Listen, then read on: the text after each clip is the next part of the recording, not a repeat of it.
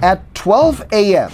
on the 1st of October 1960, Lieutenant David Ejor, who later became the Chief of Army Staff, had the honor of commanding the guard at the flag-raising ceremony, where the British Union Jack was lowered and the green-white-green flag of a newly independent Nigeria was raised, signaling a new dawn for Africa's most populous country.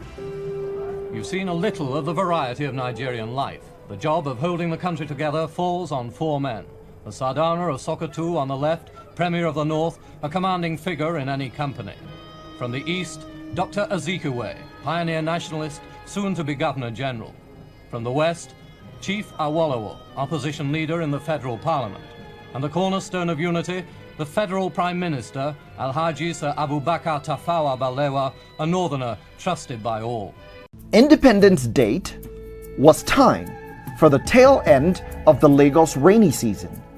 This was the weather on that day when Nigeria's most important guest, Princess Alexandra, who endeared herself to Nigerians by her first order on their soil, that the car carrying Her Royal Highness be left open regardless of the worst that the weather could do. The sky, however, cleared just in time for the parade. Not long after, power was handed over to a people now free to govern themselves and determine the destiny of their nation. Nigeria became an independent member of the United Nations, with the velvet voice of her first Prime Minister, Tafawa Balewa, defining the hopes and aspirations of this great nation as a global citizen. I wish to make our position plain beyond any matter of doubt as regards the African continent. We in Nigeria appreciate the advantages which the size of our country and of its population give us, but we have absolutely no aggressive intentions. We shall never impose ourselves upon any other country and shall treat every African territory, big or small, as our equal, because we honestly feel that it is only on that basis of equality that peace can be maintained in our continent. 3 years later, the Constitution was amended and the country was declared the Federal Republic of Nigeria, with Nnamdi Azikiwe, previously Governor General, as the president. It's been 61 years now since that historic day at the Tafawa Balewa Square in Lagos, where Nigeria received the instruments of governance. How has the nation fared? The Executive Secretary of the Tertiary Education Trust Fund, Professor Suleiman Elias Bogoro, speaks candidly on the paradigm shift on this Independence Day special edition of the program. At independence, the colonial masters handed over to us. They were in charge at political level and significantly even at bureaucratic level. But pre-independence, with the emergence, for instance, of the University of Ibadan, as a University of London College, 1948, we started having a number of Nigerians being trained within the country as graduates in the various disciplines. But the focus, I will know, was to get manpower to replace the colonial leaders at the political and bureaucratic levels. Nigeria emerged as an independent nation 1960, October. And we are celebrating 61 years after that. Even the fact that we are in charge, for me, I would tell you one thing. I am confident that there is something very strong to our advantage as an Anglophone nation in Africa.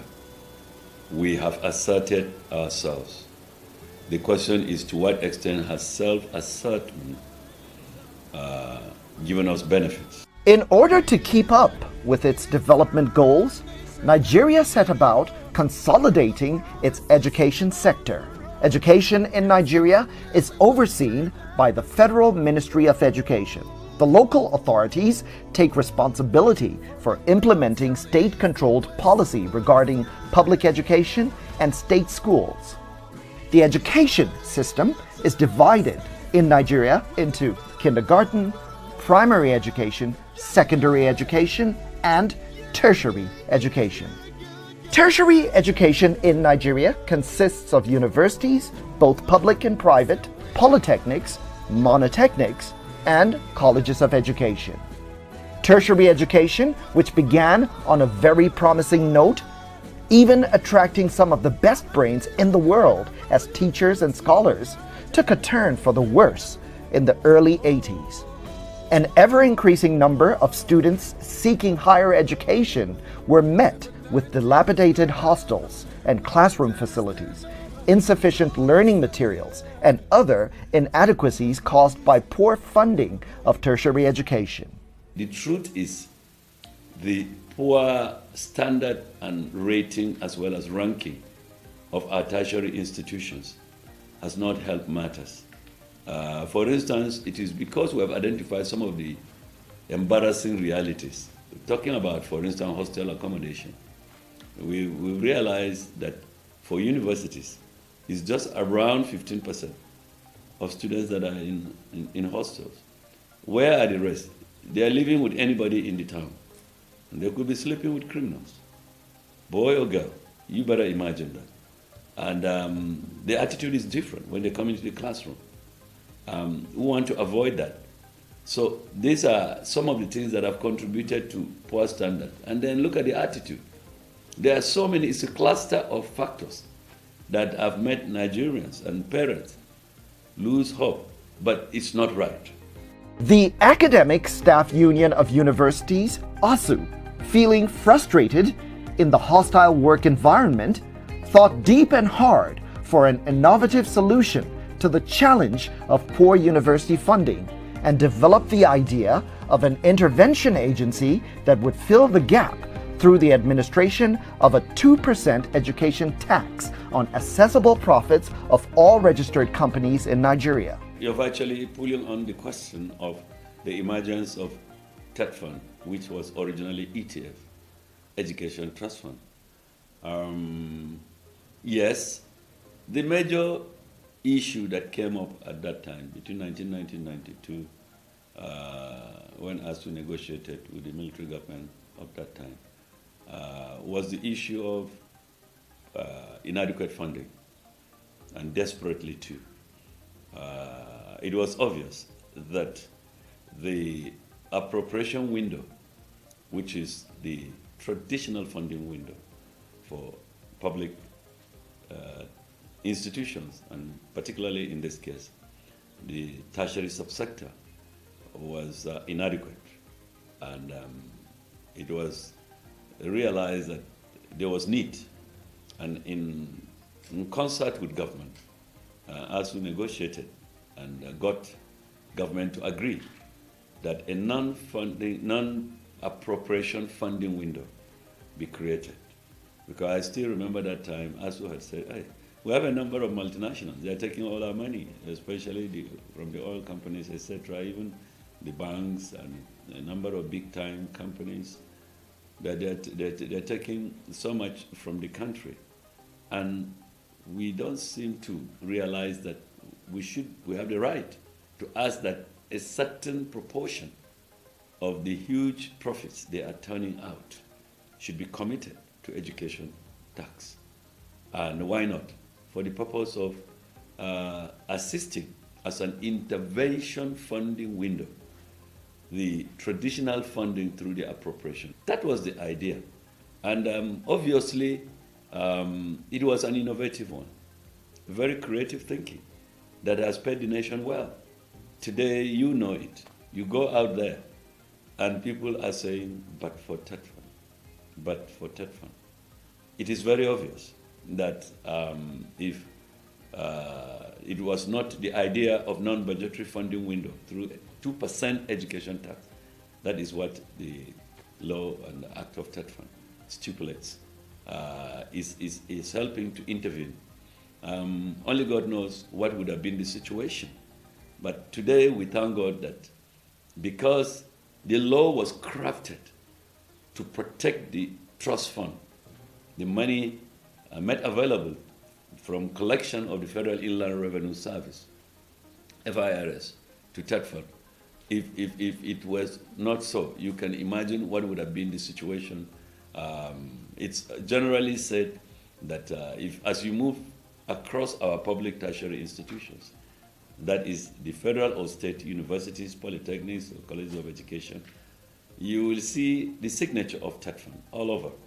You don't have to be told. From an estimated 42.5 million people at the time of independence in 1960, Nigeria's population has more than quadrupled to 186 million in 2016, according to United Nations projections. The United Nations anticipates that Nigeria will become the third largest country in the world by the year 2050, with 399 million people. The country is also of growing economic importance. In mid-2016, it overtook South Africa as the largest economy on the African continent, and was, until recently, viewed as having the potential to emerge as a major global economy.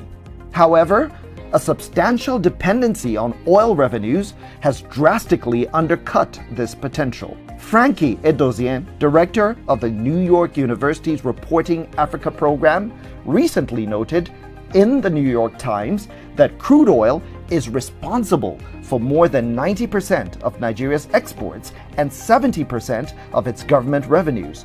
A sharp decline in crude oil prices from 2014 to early 2016 catapulted Nigeria into recession. The implication of this is that Nigeria would need to look towards widening the tax net in order to better fund its operations and ensure that intervention agencies like TETFund can provide even greater financial support to public tertiary institutions. The people would also take ownership of government and be more concerned with accountability. Professor Bogoro explains. You see, Nigeria, we've had a poor tax-paying culture overall. Believe me, we've had that. You know, and it appears to be an attitude that has clearly manifested, especially post-independence. We recall that a number of aspects of governance were sustained through tax payment pre-independence and even immediately after independence. But along the line, tax evasion, tax avoidance have become very unfortunate negative references about us as a people. And entities, corporate organizations, call it, that are turning out huge profits. Profits in some cases in excess of 50%, anticipated rates. And at the end of the day, you go and you check out there and you discover that, believe me, they are not paying proportionately. And that is very disturbing, not only for the purpose of the 2% of TETFund tax, education tax that we expect from them, but overall, some of us know it as a matter of fact. It's out there in public discourse that people pay tax. But I know sometimes the fear, some people call it cynicism, others call it fear of some Nigerians, that there's no guarantee that the tax being collected for whatever purpose is being applied rightly.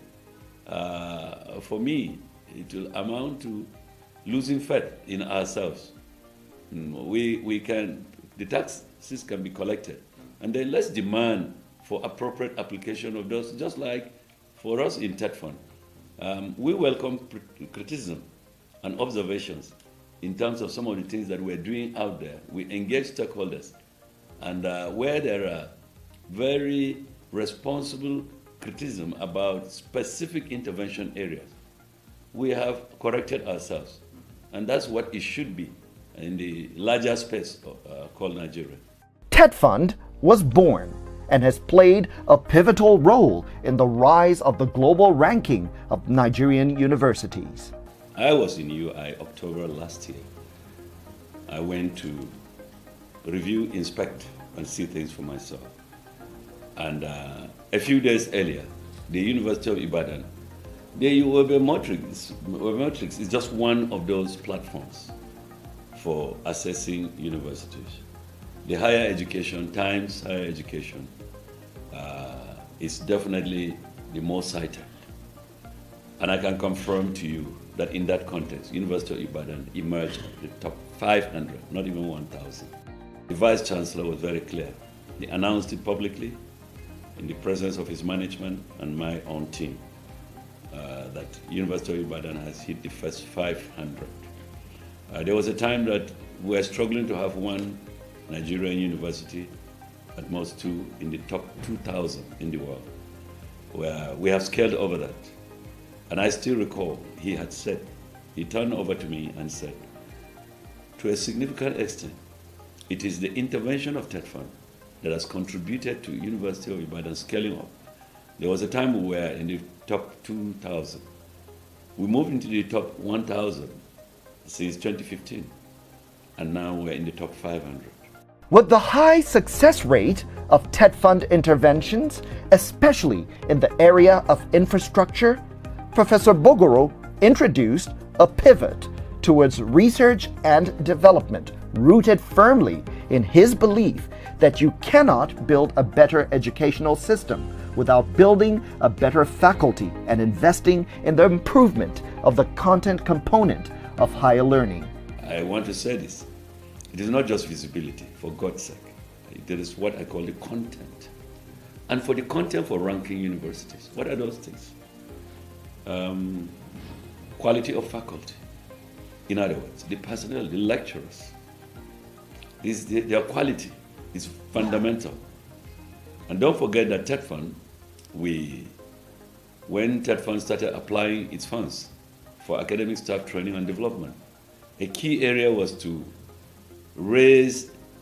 improve on the percent number of PhD holders in the university system that about 8-9 years ago was just 40%. But by 2015, 2-3 years after TETFund had intervened, the percentage had moved to 60%, 2015. And as I talk to you now, most of the first, second generation universities are in the region of 70 to 99%, if I'll put it that way. I think some of the first generation universities are almost actually 100% PhD. It has been a little over a year since two major milestones were reached by TETFund when it comes to the institutionalization of research and development in Nigeria.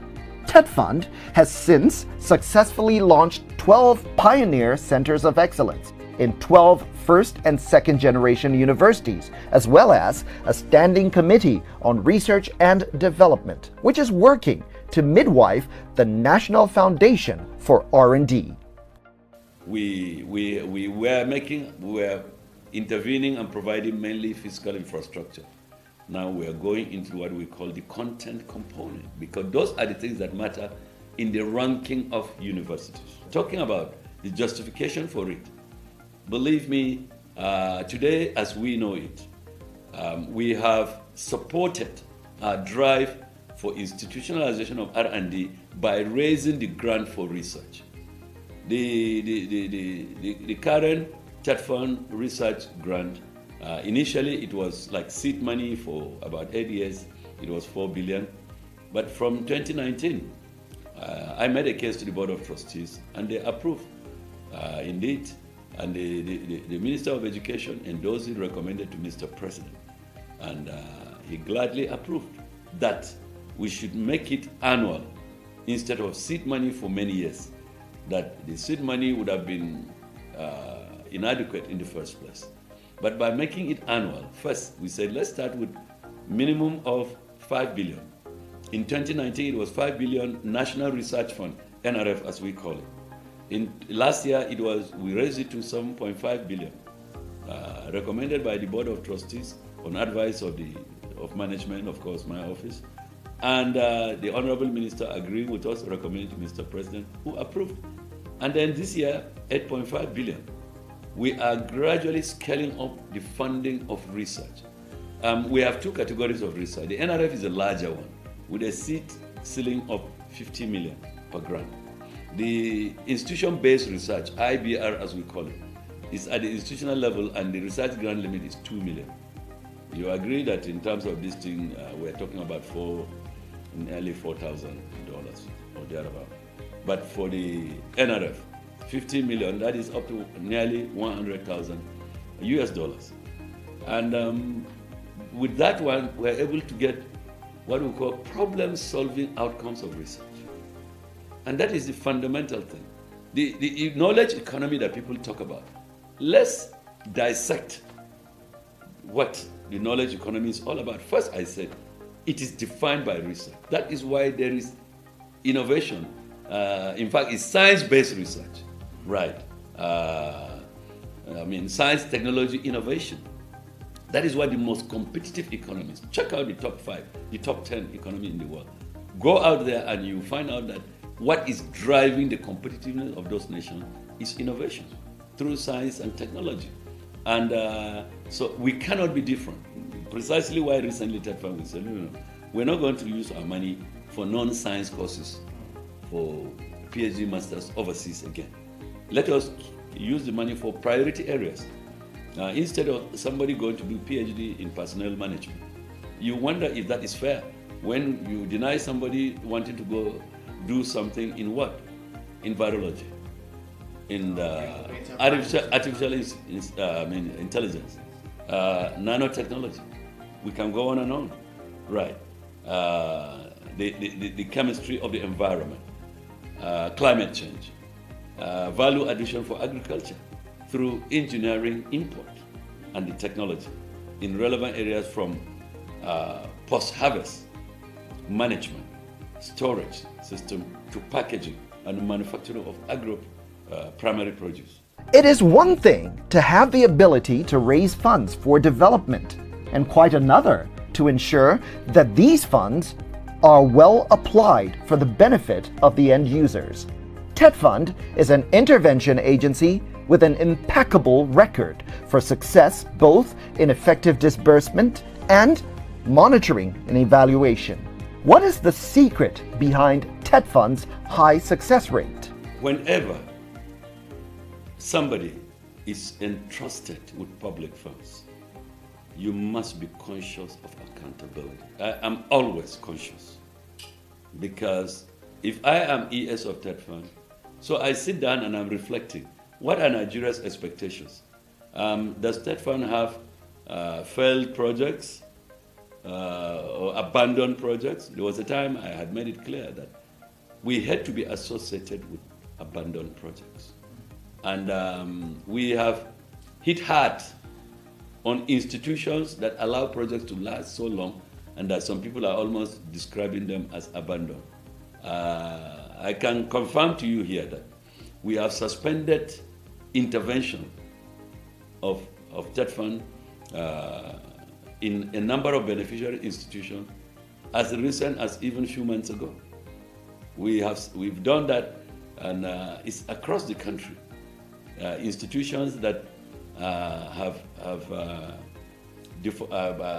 failed to comply with our guidelines of accountability, and specifically, for instance, where some institution, you find out the head of institution with either in connivance with the financial officer or BASA, as you may call them, would apply funds meant for one project to another project. It's unacceptable, and if we send our monitors, we do forensic assessment and monitoring, and we have evidence that money meant for project X was moved to that. That is corruption. It's not right. It's not appropriate.